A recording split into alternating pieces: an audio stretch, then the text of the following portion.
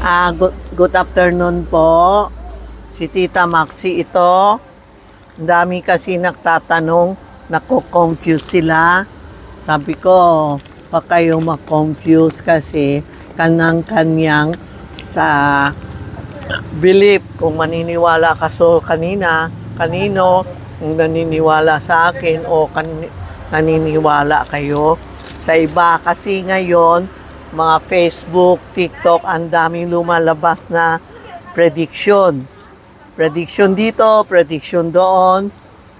Okay lang kasi kaniyang prediction. Huwag kayo magtitingin ng marami kasi pag nanonood ka ng marami, nalilito kayo. Parang halimbawa, the color. The color is wood ngayon, wood dragon. The wood dragon, ibig sabihin green and red. Ang wood, we need energy. So, kailangan pula para may energy ka. Huwag ka magsuot ng puti kasi puti is metal, mainit, masusunog kayo, mawawala kayo ng energy. So, this year is red and green. Red scarf, red bag, mga red importante sa atin, no? Kasi marami nagtatanong, Tita Maxi, bakit orange? Sabi ko, hindi ko din alam bakit orange ngayon. Kung sino nagsabi na orange, bahala sila. Kayo na lang ba mag-judge kung susundin mo yun orange nila. Kasi marami ko nakitang bracelet na orange. Pero I never pinapasuot ng orange kasi hindi ko alam anong ibig sabihin orange na yun. Ang pula is the most powerful, most maganda, pinaka-powerful and energy sa year of the wood dragon. So, red panty ang advice ko. Bahala kayo kung sino maniniwala niyo kasi mga subscriber ko, mga customer ko pumupunta ngayon.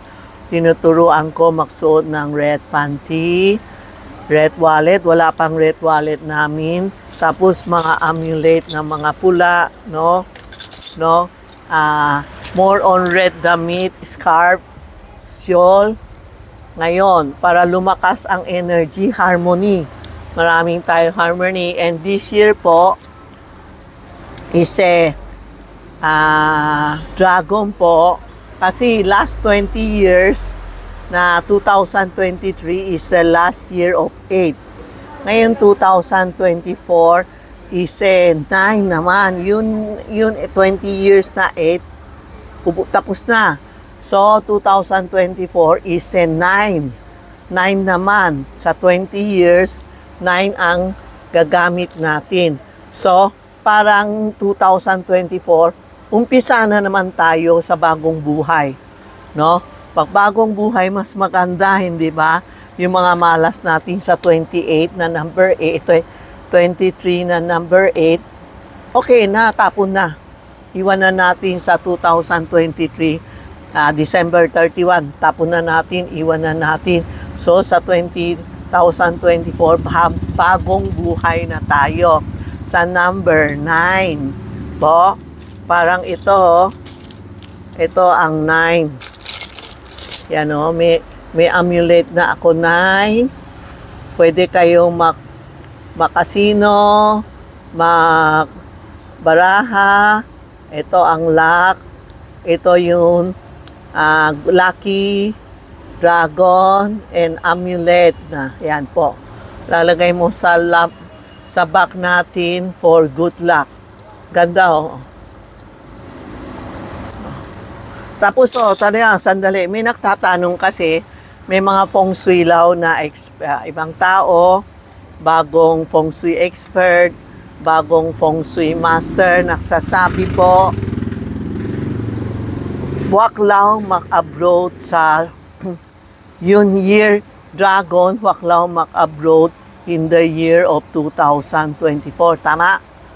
Tama ba, Inday? May nagtatanong ganon? Bawal lang mag-abroad sa year of the year of the dragon, bawal mag-abroad. Year of the dragon, bawal lang mag-abroad. Sa akin lang po. Ako naman naka-advise ko, if you are not lucky this year, halimbawa dragon, dog, no, oxlaw, rabbit, yung mga hindi maganda o you feel you're not so lucky, pinapa-abroad ko sila. Bakit? Pupunta kayo sa ibang bansa, yung malas nyo, pupunta kayo, tapos yun, hindi ba, pag nag-airplane ka, dumadaan tayo sa river, di ba? Yan po, pag dumaan tayo, ibig sabihin mga malas natin, iniwan na natin po. No? Yan po. Kaya palagi ko ina-advise kung you are not good, magsuot kayo ng red underwear, then mag-abroad kayo. Bawal hindi abroad kasi pag akong dati tiger year ako, abroad ako ng abroad para yung malas ko naiiwan sa ibang bansa. Pag hindi kaya mag-abroad, pumunta kayo sa Boracay o umuwi kayo sa probinsya, ibig sabihin, okay din po. Ha? Okay din po. Parang yung malas natin iiwan sa ibang bansa, ibang lugar. So, aywan ko kung sino naniniwala sa inyo kasi ako talaga pinapasuot ko sila ng pulang panty, tapos pinapa-abroad ko sila, no? Bakit hindi pwede mag-abroad, hindi ko alam. Dapat mag-abroad kayo, iiwan yung mga malas nyo sa ibang country. Pag umuwi ba, nag-abroad ako, tapos nasa Taiwan ako. Pag uwi ko, iiwan ko yung malas ko sa Taiwan para uwi ko, swerte ako. Yung panty ko, sinuot ko luma, binabalot ko sa dyaryo, iniiwan ko sa hotel. Yan ang maganda na, ayoko magsabi, pero ngayon kailangan sabihin ko, turuan ko kayo. Kasi marami nagtuturo, hindi ko alam bakit na mali po. Bahala na kayo mag-judge, hawa kayo magalit, ibang feng shui master, baka magalit sa akin. Sa akin lang po, ako, pag naka-abroad ako, pumunta ako sa hotel, halimbawa Taiwan, iniiwan ko yun pulang panty ko luma, dinala ko, binalot ko sa dyaryo, tinatapon ko sa basura, sa hotel, tapos umuwi ako. It means, yung malas ko, iniiwan ko sa hotel. Sa Taiwan, o sa Hong Kong, o sa Japan, o kayo saan pumunta, iwan nyo, tapos pag uwi nyo, yung malas nyo, andyan na po, umuwi kayo, swerte po. Ganon po. No? Parang may isang customer ako, tita, lahat na red panty ko, naubos na, mahal pa naman, ang hirap bumili. Naubos niya lang sa kaka-abroad. Sabi ko, bumili ka pa. Diba, swerte kayo? Sabi niya, oo nga, tama po tita. Gumaganda ang buhay niya. So, yung sinabi na bawal mag-abroad sa Year of the Dragon, sorry po hindi ko alam. Ang advice ko lang sa akin, Huwag kayong magalit kung sino nagsabi. Kasi sa akin lang, yung nagtanong ang customer ko, subscriber ko, tinuturo ko lang po. Hindi po, mag-abroad kayo. Pumunta kayo sa probinsya, pumunta Palawan, swerte kayo. Okay po Walang samaan lang loob, tapos walang maraming tao sa labas. Walang sisihan kasi ito ang iba kanyang predict. Matagal na ako nagtuturo, pag malas kayo, not good, mag-abroad kayo, iiwan yung panty sa hotel, tapos babalik kayo. Okay? Yan po Then next year is 2024 is a good year, umpisa na. So, maghanda tayo ng key. So, po. Dali maraming tao sa labas. Ito po yung sosi, key po. Key. Nabubukas ang bagong buhay. Halimbawa, may bagong transaction, dala mo ito para mag-open ng bagong buhay o makakasino ka dala ka ng sosi. Sabi nyo, bukas yung kaha para manalo ka. O kaya, lalagay nyo sa vault nyo, double-double ang pera natin. O mag-transaction o anything, kailangan natin may sosi. So, key of success. Meron akong ito, lalagay. Pwede iba. Gusto nila mag-necklace. Sige, gawa kayo. Kasi makakati ito. Mura lang. Iba, lalagay sa back. No? Lalagay sa back. Pwede din. Lagay sa handbag nyo. Wallet natin. Bag natin. Ito, for the key of success. Habang buhay. Kung meron kayo necklace na may necklace na key. Meron din kami. Yan po ha. Yan ang mga pwede natin gamitin sa Year of the Dragon. No? Tapos, ngayon, Year of the Dragon is alam mo, Year of the Dragon sa Chinese, yun ha. Sa Chinese calendar o ano, yung mga na-predict. Year of the Dragon is very good in business kasi umpisa na tayo magbukas ng bagong negosyo. Ibig sabihin ganun. So, the business very good. Pero sa year ng dragon siya, sa zodiac sign, medyo parang siya presidente na maraming butingting. May mangyayari sa'yo, hindi problema mo, nagiging problema mo. Ganun lang po. O para siya presidente na maraming nainggit sa kanya, naninira sa kanya. Yan po, Year of the Dragon. Ang Year of the Dragon, ang kaaway niya is Dog. No? Ang kaaway niya, Dog. Dog ang medyo maraming problema po this year. So, mga Year of the Dragon and Dog, huwag kayong magdalaw sa hospital, huwag magdalaw sa patay, sa funeral, huwag mag-garantor, huwag pahiram ng pera. Importante, kung may kasal, o kaya sa bahay niyo may buntis ng anak, o may kasal, pwede po kayo mag-attend. Kinukuha natin yung Gucci ng birthday, kakasal po. O ikaw ang magiging abay. O hindi kayo maganda, Year of the Dragon, makasal na kayo o engaged. Yan ang maganda, Chong. Maganda sa Year of the Dragon. Iba naman gusto magbuntis kasi Year of the Dragon, ang dragon baby, sobrang swerte. Halimbawa sa Chinese, kung may kakasal, hinahanap yung bata na 3 to 4, 5 years old, susunod sila ng pula, tapos hinahanap lalaki, i-roll sa kama, bagong pakasal na kama, suswertein sila. Tapos, bibinigyan ng angpaw. Ganun, angpaw. Kaswerte kasi ang Year of the Dragon Baby. Yun lalaki, maganda. Babae, alam mo naman Chinese, gusto lalaki. Diba? So, lalaki ang maganda. Ngayon, tinang mo, maraming buntis makikita mo sa daan. Kasi gusto nila Year of the Dragon, Baby Dragon. Yun na kahabol, habulin nyo. Kasi if you want a baby dragon, you have to wait for 12 years na naman.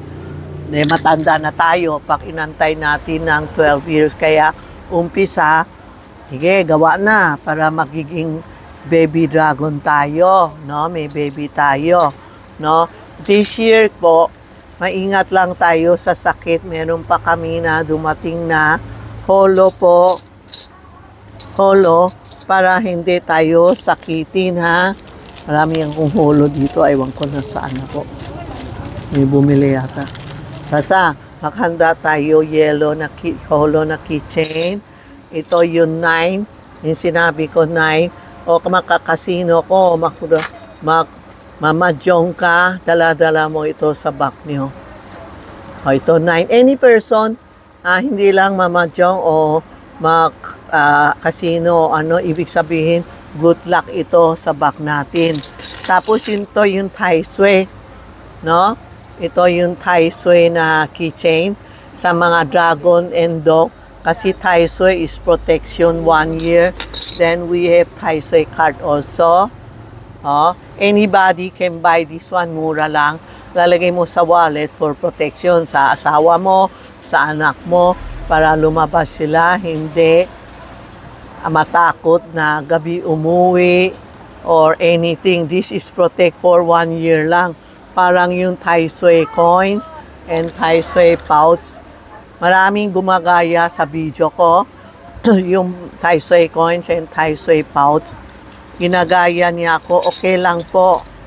Wala akong samang loob, okay lang kayo gumamit. Pero wag lang lokohin customer na nagra-raffles. Tapos lahat nahihingi sa akin raffles pera, 1,500.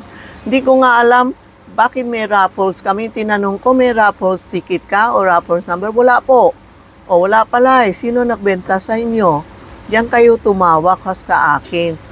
Hindi lang sumasagot. O ano magawa ko? Binili nyo na sa kanya 700, sa akin 300 lang. So, sorry po ha. Baka kayo magalit, tumatawag, nagagalit.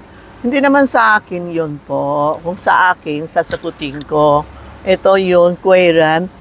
Ito, halimbawa, mag-i-study ka, mag-abroad ka, o gusto mo pumasa, o kaso mo, mawala, o ano, ito po, ha, ito yung Queran. Marami ako, ha, pag dumating, ito yung pera. Maraming pera lang tayo, yan, next year. Ito money lock. Ito lock na lock. Dinalock para yung asawa mo hindi makakabit. Yan po, okay. Ito ticket ID, di ba? Sa envelope, ticket ID, ibig sabihin, lahat smooth.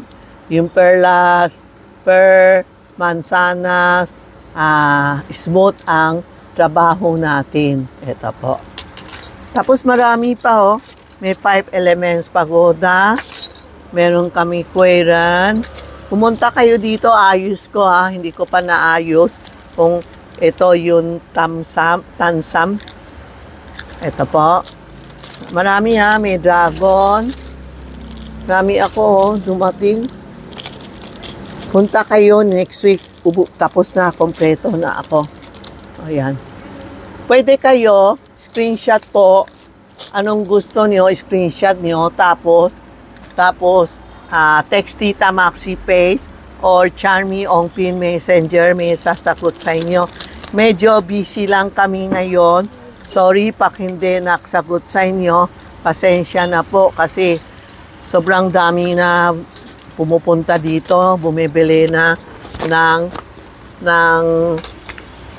Feng Shui items. Tapos yung mga kalendar, ang pau, grabe, para kaming sa Pasko na, lahat na mamadali bumili, no? So, open kami, Charmy General Merchandise, 757 Ongpin. Text nyo si Tita Maxi or Charmy Ongpin Messenger. Ang telephone namin is 82440369. Ang TikTok and YouTube, Tita Maxi po. Subscribe nyo, no? Para makabili kayo po, ha? Dali, ha? Okay po, ha? Ganun na po. Kung meron kayong text o ano, tawagan nyo lang si Tita Maxi. Okay? Salamat po.